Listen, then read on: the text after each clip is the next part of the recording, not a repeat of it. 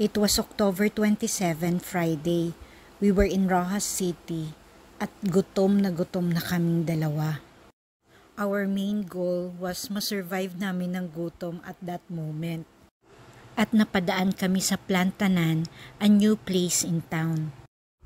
To our surprise, andun si Celeste Cortesi, binibining Pilipinas, Miss Universe 2022. Grabe, ang ganda niya. At si Jack Roberto. And they were there for shooting a commercial because they are the endorser of the Yellow Box Pizza pala. Legit na behind the scene ang na-witness namin ni Habi. Although the shooting was going on, we were able to order and dine in. Ang ganda niya, baby face in person. At first, sa labas muna kami nag-table. Then, inaya ko si Habi na sa loob na lang kami.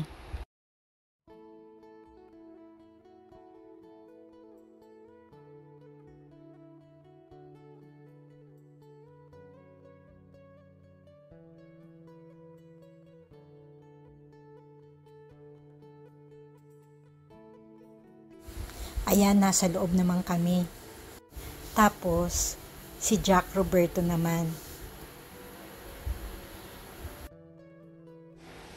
At ang gwapo niya rin in person.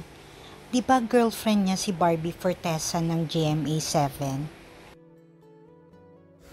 Ito yung part na hindi na talaga kinaya ni Habi.